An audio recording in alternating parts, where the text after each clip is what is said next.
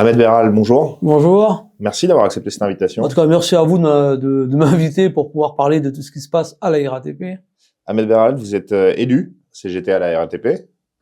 Là, moi, quand je suis élu à la CSCT, Surtout. voilà, surtout tout ce qui consiste à la santé, la sécurité au travail et le harcèlement global, ce qu'on gère à l'année à la RATP. Et ça fait plus de 20 ans maintenant que vous travaillez à la RATP. Ouais, ça fait 22 ans que je travaille à la RATP, je suis machiniste receveur, et en même temps, je suis un syndicaliste élu, comme je dis, référent harcèlement, et tout ce qui est CSCT, conditions santé, sécurité au travail.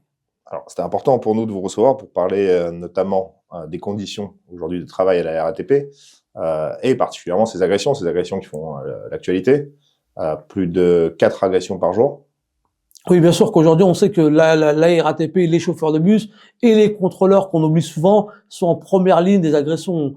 À la RATP, il faut compter à peu près 1100 agressions par an. Ça équivaut à 3-4 agressions par jour. Et c'est des agressions très, très dures. C'est pas une agression verbale où on te dit, va te faire foutre. Genre, moi, je suis rentré il y a 22 ans à la RATP. À l'époque, on nous disait, allez, va te faire foutre, roule, ferme ta porte, ta gueule.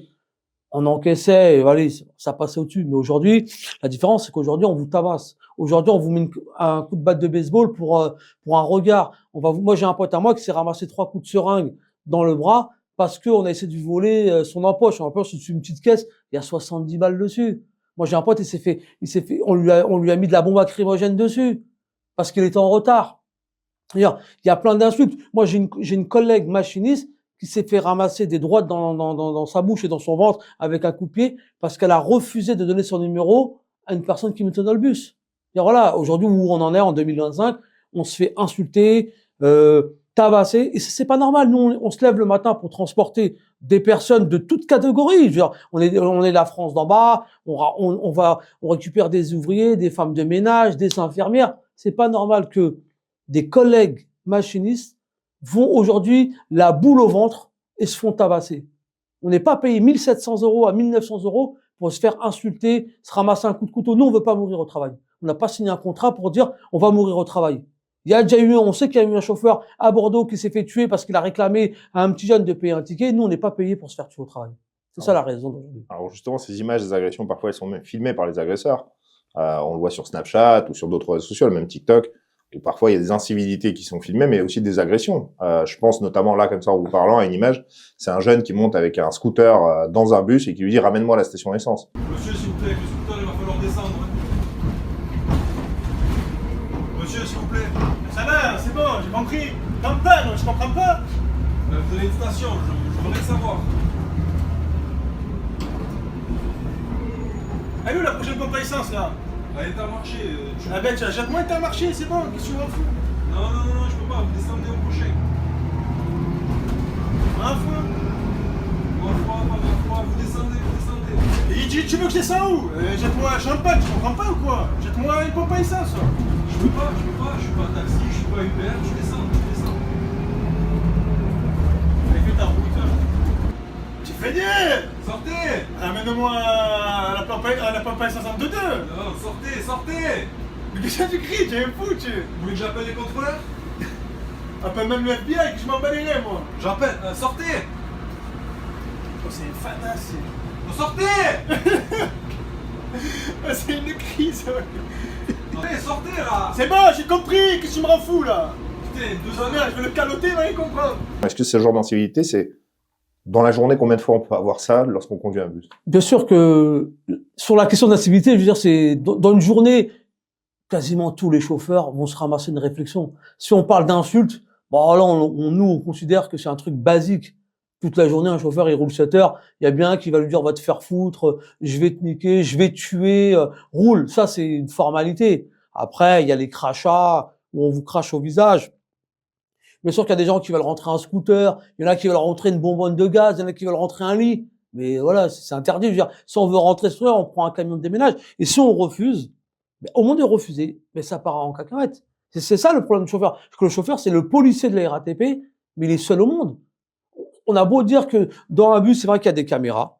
Il y a des caméras, il suffit qu'on appuie sur un bouton. Il y a peut-être la police qui va intervenir dans les 10 minutes. Il y a les GPSR de la police de la RATP, qu'on appuie sur un bouton, ça va se déclencher au niveau du PCC. ils vont voir qu'il y a un problème, ils vont intervenir. Mais aujourd'hui, est-ce que les caméras vont bloquer les agresseurs? Non, parce que eux-mêmes se filment, eux-mêmes se font un plaisir d'aller insulter des chauffeurs, tabasser un chauffeur, se filment pour se mettre sur TikTok ou Snapchat pour faire des vues. Aujourd'hui, on est arrivé au point où le mec, il est capable d'aller en prison parce qu'il veut plus de vues. Il n'a pas peur de la prison, il veut faire des vues. Et aujourd'hui, les vues des TikTok, c'est je te fais 1 million de vues parce que j'ai agressé un chauffeur. Mais le chauffeur, c'est un père de famille, il vient travailler à la boule au ventre. Il faut savoir que quand le chauffeur, il se fait agresser, peut-être que la personne qui l'a agressé, elle en a plus rien à foutre, elle est partie. Mais lui, son agression, ça lui reste dans le ventre. Il est paniqué. Pendant 1 an, ils doivent prendre un traitement.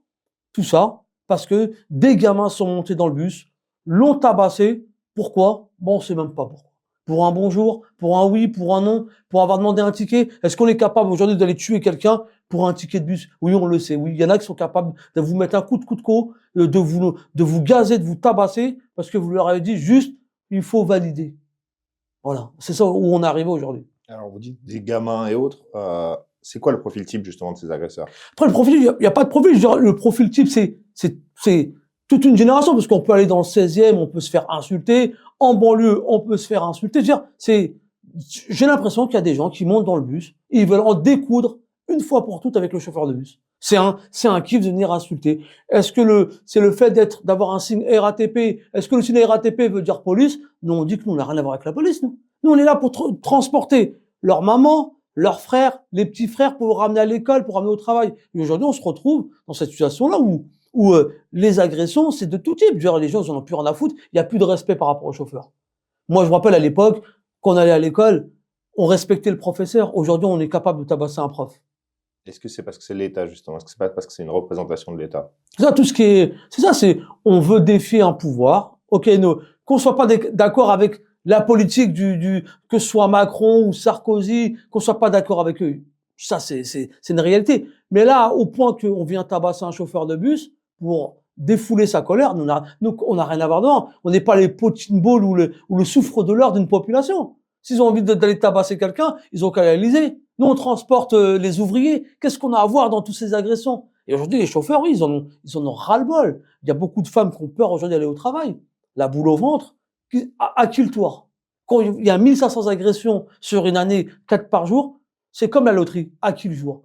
À qui le jour? À qui le tour? C'est pas à qui le jour, mais vraiment à qui le tour? Et aujourd'hui, oui, on travaille avec la boule au ventre. Parce que justement, vous dites que vous êtes, les éponges un peu de cette société, de cette colère. Et c'est les images tout de suite, on se remémore certaines images. Émeute de 2005 ou même récemment en Seine-Saint-Denis. C'est tout de suite un bus brûlé. Vous voyez, le bus brûlé est devenu limite un symbole, en fait, d'une révolte sociale à chaque fois. Il y a toujours un bus brûlé, peu importe où ça se passe. Bien sûr que nous, on sait que, voilà, la RATP, c'est la fonction publique, c'est l'État. Et la colère, dès qu'il y a un problème, dès qu'il y a une colère, on va viser le premier chose qu'on va viser, c'est le bus. Mais comme nous, on dit, nous, on n'est pas, nous, bien sûr qu'il y a plein de choses à dénoncer. Bien sûr que quand un flic tue, c'est interdit. Bien sûr que quand un flic met une balle dans la tête à une personne, bien sûr qu'on est contre. Mais de là à venir brûler les bus de la banlieue, parce que faut savoir que dans les banlieues, c'est nous, on va les transporter. Ils n'ont pas de métro. Ils dépendent que d'un bus. Quand il y a cette colère, cette violence, il y a plus de bus qui viennent plus rouler pendant un mois. Et à ce point-là, les gens qui vont travailler vont aller marcher à la gare parce que pendant 1 ou 2 mois, il y aura plus de bus. Souvent leurs propres parents, d'ailleurs. Voilà. Ce qu'il faut savoir, c'est que ces gamins, c'est bien leurs parents qui vont travailler le matin, c'est la misère, et ces parents-là vont à pied. Moi, je croise beaucoup de parents qui disent, ouais, on a brûlé l'abribus. L'abribus, quand, c'est rien, mais si, quand il pleut, il n'y a pas d'abribus. C'est ses parents qui sont sous l'abribus. C'est pas moi, c'est leurs parents qui attendent le bus à 5h du matin sous un abri. Quand il n'y a pas d'abri, il pleut. Mais c'est eux, c'est ses propres parents. Et ces parents-là, eux-mêmes dénoncent, disent qu'ils sont pas d'accord. Ils sont d'accord avec nous, parce que moi, quand je monte, il y a beaucoup d'anciens, des petits vieux qui disent, ouais, on est solidaires avec vous. C'est pas normal quand on vous agresse. Il y a aucun chauffeur, il vient travailler. Il y a tout type de chauffeurs. On est black, blanc, bleu, on est une famille tous, où on transporte tout le monde.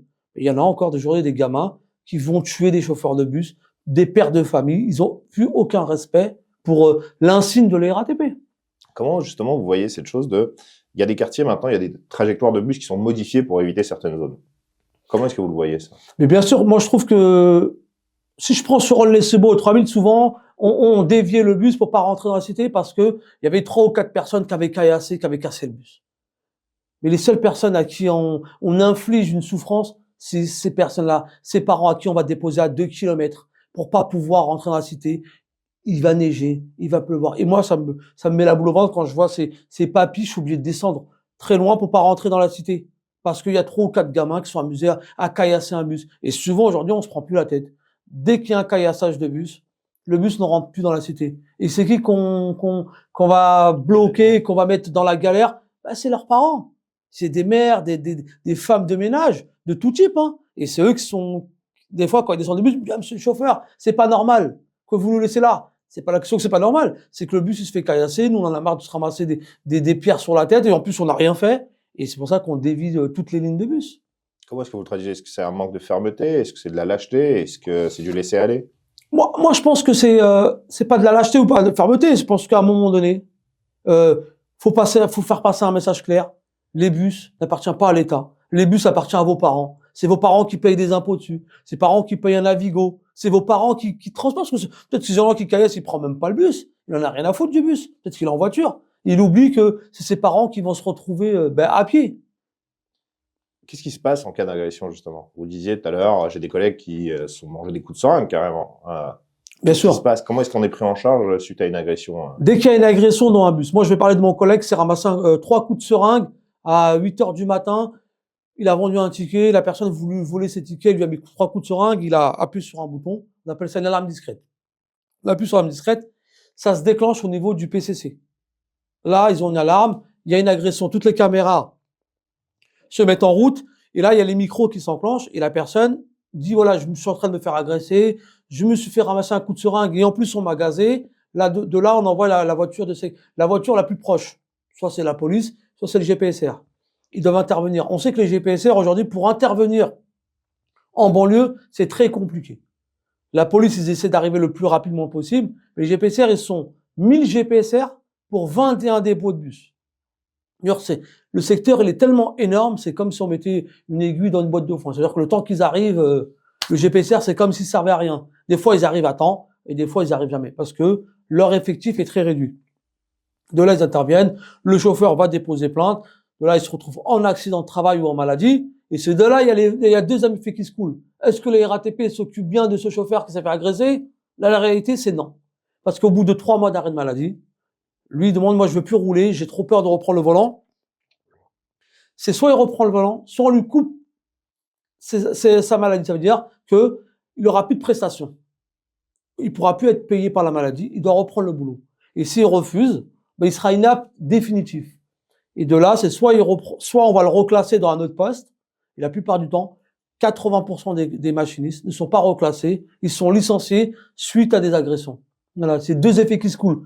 On se fait agresser, on se fait tabasser, on se fait gazer, on se met en arrêt de maladie.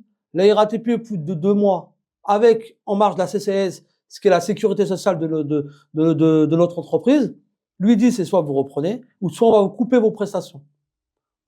Ils coupent leurs prestations. Le collègue ne veut pas revenir au travail parce qu'il n'est pas encore prêt, il n'est pas guéri pour avoir repris le travail.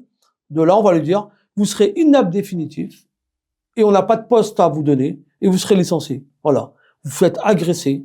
J'ai mon collègue, comme je le redis, il s'est fait agresser, il s'est fait ramasser des coups de seringue. Je vois son bras coupé.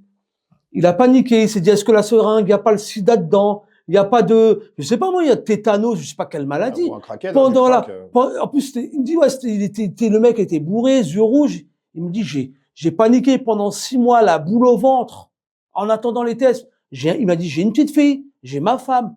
Pendant tout ce temps-là, la panique attend les tests. On attend, est-ce que j'ai le sida ou pas? Là, il reçoit les tests, il n'a pas le sida. Tant mieux. Mais la personne, elle est traumatisée. Moi, il m'a dit aujourd'hui, je ne veux plus reprendre le boulot. Mais il m'a dit, là, je viens de recevoir un courrier pour être reçu par la direction, par les médecins conseils. Et je lui ai dit que ces médecins conseils, ils vont te dire, si vous reprenez pas le boulot, on va vous couper vos prestations. Vous pourrez plus être payé. La personne, il a un crédit à payer, il a une femme, il a des enfants à nourrir. Il sera soit dans l'obligation de reprendre le boulot, ou si on n'aura plus de salaire, ou de dire, il sera inapte définitif parce que les RATP ne va pas le reclasser dans un autre poste. Il sera licencié. Et en fin de compte, il aura rien. Le mec, il a 15 ans de boîte, il a rien demandé. Il se retrouve licencié parce qu'on l'a agressé et on l'a tabassé. Voilà la réalité d'aujourd'hui, le deuxième effet qui se coule de la RATP.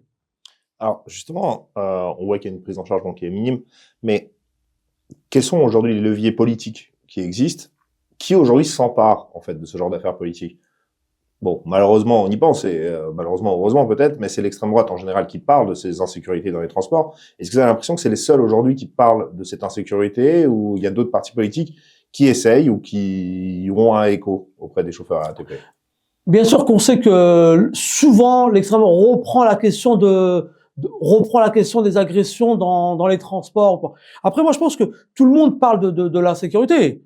Qu'est-ce qu'on doit faire aujourd'hui dans l'insécurité? Qu'est-ce qu'on doit mettre en place réellement? En tant que moi, chauffeur de bus syndicaliste, je suis mieux positionné par rapport aux politiques qui peuvent parler. Aujourd'hui, on est à l'ouverture à la concurrence. La seule chose que Valérie Pécresse met en place, on lui a déjà réclamé de l'argent, de mettre plus de personnel dans les transports, d'arrêter de tout automatiser. C'est bien joli de tout vouloir tout automatiser, de tout automatiser. Mais la question, il n'y a plus personne dans les transports. Les gares sont vides, il n'y a que des machines. On peut vous violer et on serait même pas au courant. On met des caméras. Aujourd'hui, ce qu'il faut réclamer, c'est plus de personnes dans les gares, plus de monde dans les transports publics. Comment c'est possible qu'on peut violer une femme dans un train? En 2025, on est capable de violer une femme dans un train et ça passe normal. Si on mettait plus de personnel dans les transports.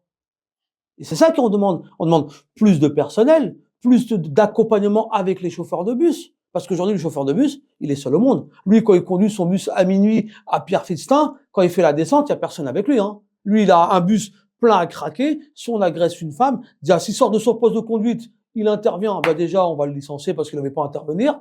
Non, dans tous les cas, il est bloqué. Il ne peut pas intervenir. Il n'y a pas le droit d'intervenir. Non. Au moment donné, s'il y a une agression et vous descendez de votre poste de conduite, vous allez séparer, vous allez défendre n'importe qui dans le bus, même si c'est une femme qui se fait violer. Et la personne vous met un coup de couteau. On va vous dire, pourquoi vous êtes descendu de votre poste de conduite? C'est-à-dire que moi, je dois laisser la femme se faire violer sans pouvoir intervenir. Il faut savoir qu'il y a un chauffeur de bus, je ne me trompe pas, dans le sud. Il a intervenu, sa direction a voulu le licencier. Parce qu'il y a une note qui dit que le chauffeur de bus ne doit pas descendre de son poste de conduite quoi qu'il arrive. Quoi qu'il en coûte. Parce que moi, si une femme devant moi se fait agresser, si je descends, je risque mon travail. Et c'est pour ça que les chauffeurs de bus ne veulent pas risquer leur travail. Parce qu'ils se disent, si je la défends, je me retrouve je tabasse la personne qui est en train de violer la femme. Je le tabasse. Ils vont me dire, pourquoi vous avez fait ça? Je vais finir au tribunal, payer des indemnités, parce que j'aurais tabassé la personne, et la RATP va dire, je vous donne pas d'avocat, et en plus on va vous virer. Vous n'allez pas faire ça. Enfin, indirectement, il fallait laisser qu'il la viole, vous avez une sécurité, vous avez un bouton, on appuie sur le bouton, les caméras s'enclenchent, si la police elle arrive à temps, tant mieux, si les GPSR ils arrivent à temps, tant mieux. En tout cas, vous, à aucun moment, on vous donne le droit d'intervenir. Parce qu'on voit aussi certaines scènes très violentes. On pense à des bandes rivales parfois, hein, ça arrive, hein, Oui. qui montent avec des barres de fer et autres pour aller dans un autre quartier, etc. Comment est-ce qu'on gère? Est-ce qu'on peut arrêter le bus, par exemple? Est-ce qu'on peut dire, bah, j'arrête le bus là tout de suite, je bouge pas? Ou est-ce qu'en fait, on est obligé de les ramener? Normalement, quand il y a une bande, quand ça se bat dans le bus, c'est tellement, voilà, c'est un bordel tellement, voilà, donc si ça se casse dans le bus, bien sûr qu'on arrête le bus. Tout le monde doit descendre. On est déjà arrivé où les gens mettent de l'essence dans le bus, brûlent un bus complet. Je veux dire. Mais bien sûr que, au moment où ça se bat dans le bus, la première chose qu'il faut faire, c'est tirer le frein, ouvrir les portes, au moins que les gens puissent se sauver. Parce que quand ça se bat dans un bus avec des coups de barre de fer, c'est super grave. On a déjà vu des bus mettre de l'essence. Et je veux dire, c'est vraiment inconscient parce qu'il y en a qui mettent de l'essence dans le bus. Tout le monde peut brûler dans un bus. Ça, c'est super dangereux. Et ce qu'on nous demande aujourd'hui, ce que demandent les chauffeurs, c'est que, bien sûr, est-ce que c'est normal de venir se battre dans des bus? Les bus, comme je le dis, il appartient à vos parents. Nous, si demain, il n'y a pas de bus qui roule dans les banlieues, nous, en fin de compte, indirectement, mais on s'en fout complètement. Ça nous dérange pas. Déjà, on veut pas aller dans la banlieue. Parce que chaque chauffeur aujourd'hui te dit, moi, je préfère aller faire un peu de Paris, ça m'évite un peu les problèmes. Pour souffler. Parce qu'on sait que les bus en banlieue, le boulot, il est très, très dur. Il est très, très dur pour tout le monde. J'aimerais parler un peu de vous. Est-ce que vous avez subi des pressions? Est-ce que vous avez subi des difficultés, vous, dans votre métier, auprès de votre hiérarchie ou autre, pour vos combats? Ouais, bien sûr. Moi, ça fait 22 ans que je suis à la RATP. Sans mentir, voilà, je suis le seul à oser dénoncer publiquement ce qui se passe à la RATP, hein, que ce soit sur mon Twitter ou sur mes réseaux sociaux directement. Tout ce qui est agression, si aujourd'hui on en parle à la RATP, parce que je le dénonce publiquement. Il n'y a aucune personne qui ose à la RATP parler de ça. Parce que on va te dire qu'il ne faut pas en parler. Si on en parle entre nous dans un bureau pour dire oui, il y a des agressions. On a essayé de me licencier 2 fois. Et c'est Madame Borne, qui était à l'époque ministre des Transports, qui a refusé le licenciement. Parce que j'avais dénoncé les agressions sexuelles à la RATP, tout ce qui s'ensuit, tout ce qui se passe au niveau de la direction de la RATP. Bien sûr que mon franc-parler, ce que je dénonce aujourd'hui, ils ne sont pas contents. Bien sûr qu'aujourd'hui, ils ne seront pas contents que je parle des agressions. Parce que pour eux, les RATP, il faut leur dire que tout se passe bien, tout le monde il est beau, tout le monde il est gentil. Mais la réalité, c'est pas ça. Bien sûr qu'il y a 1500 agressions. Et ça, c'est à eux de faire la communication. Pourquoi ils ne font pas la communication, les RATP, pour dire cette année, nous avons eu plus de 1500 agressions à l'année. Nous avons eu tant de tabassages. Nous avons eu des personnes qui se sont ramassées des coups de cutter, des coups de couteau, des bombes lacrymogènes, des coups de matraque, batte de baseball. Et j'en cite, et j'oublie même le crachat, tellement c'est devenu basique. Pourquoi les RATP, elle ne le dit pas? Parce qu'elle-même, elle préfère minimiser les affaires, camoufler tout ça pour que les autres collègues ne le sachent pas. C'est pour ça qu'aujourd'hui, si je le dénonce publiquement, c'est pour dire aux 19 500 machinistes et à tous les contrôleurs, on sait ce qu'on subit. On sait et on le sait et on ne va pas se taire. Et on dira à la RATP, vous devez nous garantir notre sécurité. Il n'y a aucune personne qui a signé un contrat pour aller se faire tabasser ou pour se faire tuer au travail. Et comme les contrôleurs, si le contrôleur il a mis un PB, c'est que la personne elle n'a pas à payer de ticket. Est-ce que pour un ticket ou une amende à 50 €, on va tuer une mère de famille ou un père de famille? Les contrôleurs, ils font leur job. Qu'on les aime ou qu'on les aime pas, ils font leur job. Tu veux pas te faire tabasser, mais tu payes ton ticket. Si tu veux pas traverser une amende, bah, tu payes ton ticket. Il n'y a pas une raison d'aller tabasser une femme contrôleuse ou lui mettre des coups de tête pour la mettre à KO et tu dis après, ah, mais c'était les contrôleurs. Non, on travaille nous en famille et on dit à la RATP, elle doit notre sécurité. Est-ce que la solution doit forcément venir de la RATP ou d'un point de vue peut-être étatique? Parce que je pense à d'autres sociétés, d'autres pays où il n'y a pas besoin d'avoir des agents de la sûreté dans les transports, où il n'y a pas besoin d'avoir 40 gardes du corps pour un contrôleur. Mais moi, je pense que aujourd'hui, bien sûr que dans des pays où il y a pas d'agression directement sur le chauffeur. Mais aujourd'hui, à la RATP, on a ces agressions. On va pas les nier. Il y en a 1500. Et nous, ce qu'on demande à la présidente de l'IDFM, c'est Madame Valérie Pécresse, de mettre de l'argent dans la sécurité. Qu'on le veuille ou pas, il y a beaucoup d'insécurité dans les transports. Si on paye un Navigo à 90 €, on veut un service de qualité. C'est pas normal qu'une femme, quand elle prend le bus, elle se dit, est-ce que je vais me faire agresser mon sac à main? Est-ce que je suis capable de me faire violer aujourd'hui? Est-ce que c'est normal qu'on va me frotter dans des transports?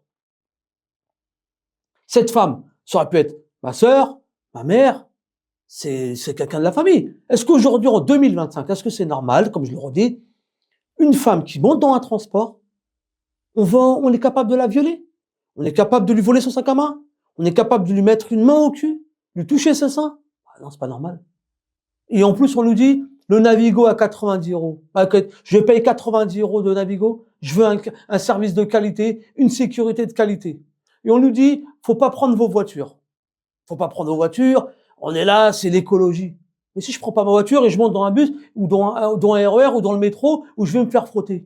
Attendez. Si on veut faire de l'écologie, déjà commençons à respecter les femmes dans les transports, mettons de la vraie sécurité dans les transports, parce que quand je me lève le matin et vu que je reçois toutes les agressions, tous les matins j'ai une boîte mail où je reçois toutes les agressions. Pas que je suis au courant de tout ce qui se passe. Agression, tabassage, batte de baseball. Attendez. Moi, je veux que quand ma sœur va prendre les transports, ou ma mère, je veux qu'elle soit en sécurité. Il n'y a aucune personne qui peut valider que quelqu'un, votre fille, elle va prendre les transports, on la viole. Dans quel monde on vit?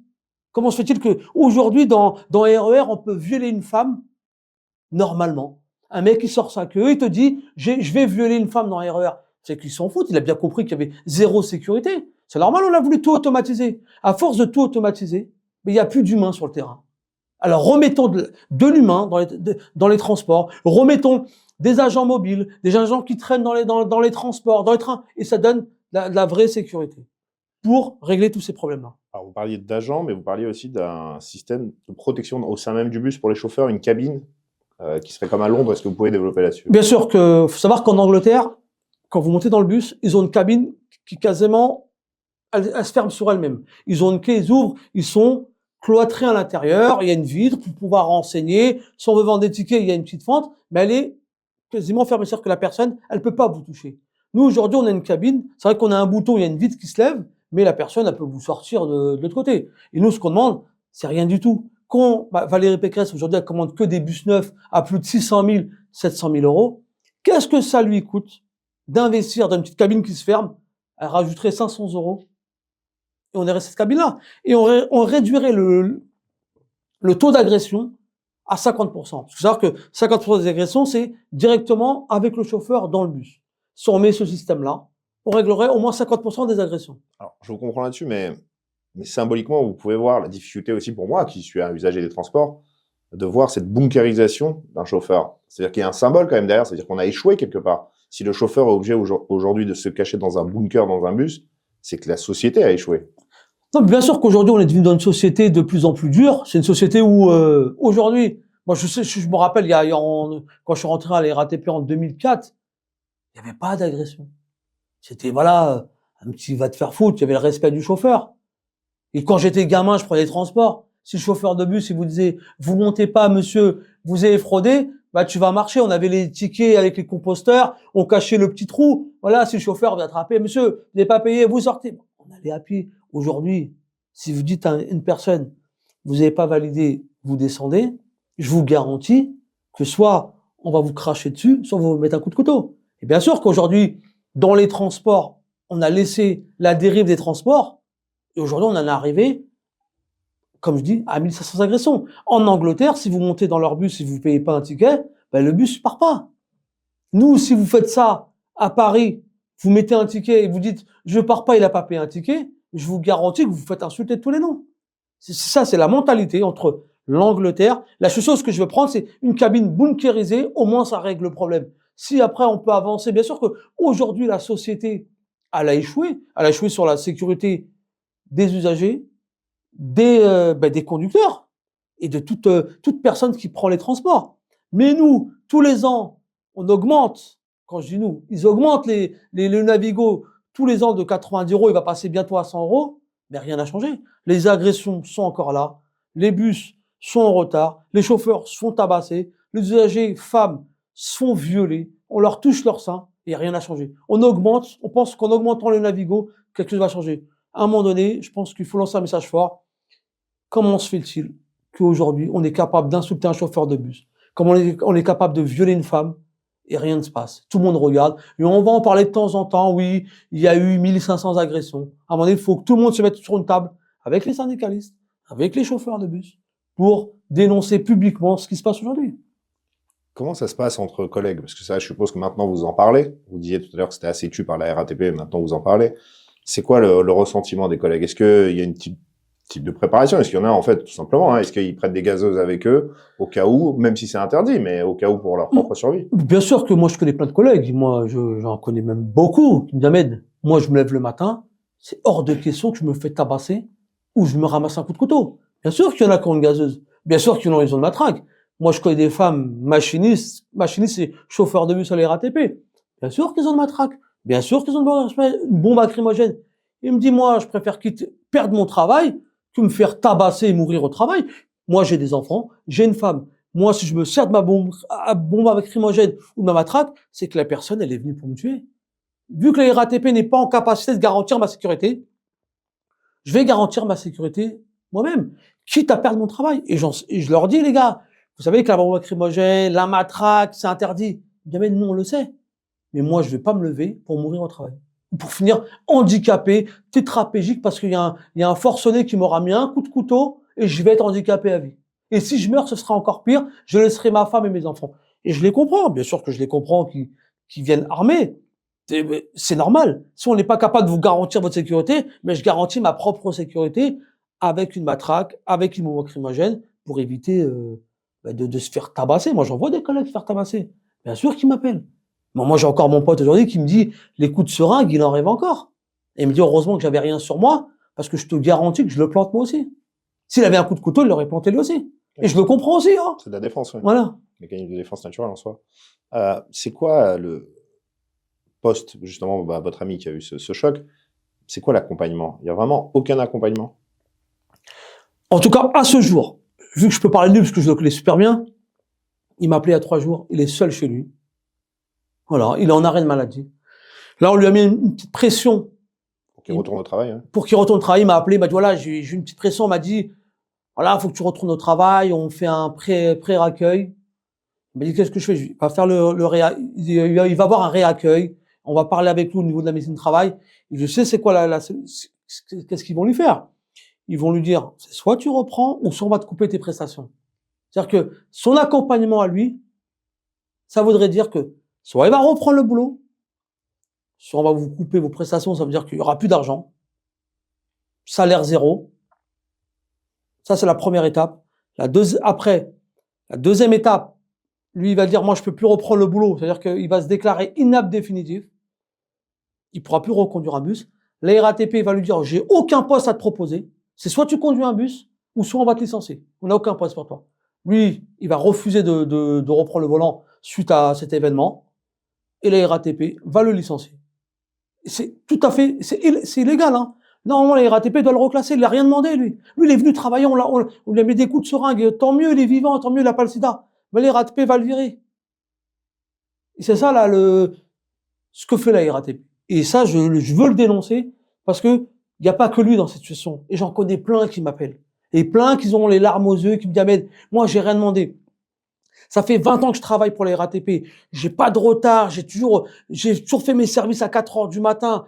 On est venu, on m'a tabassé. Et aujourd'hui, j'ai peur de reprendre le boulot. En plus, reprendre le volant du bus, c'est super dangereux. S'il n'a pas envie de reprendre, s'il reprend demain, il va cartonner, il va finir sur la scène. Il veut pas reprendre et on le force. La plupart des gens se fassent licencier. Ils attaquent après au tribunal. Voilà, c'est les 2 amis qui se coulent de la RATP. Vous faites tabasser, on vous licencie. Et la question, c'est pourquoi? C'est que la personne, pour rien. Parce que la RATP ne veut pas reclasser ces personnes-là. Et il n'y a aucune cellule psychologique même pour l'accompagnement? Je veux dire, une fois qu'on s'est fait tabasser, il y a quand même il y a sûrement un choc post-traumatique et autres. Comment est-ce que la RATP fait un accompagnement? Est-ce qu'il y a une cellule? Est-ce qu'il y a quelque chose? Voilà, la RATP, il y a une cellule qui s'appelle l'IAPR. Vous avez droit à 5 séances gratuites. Voilà, ça s'appelle l'IAPR, on vous donne une carte.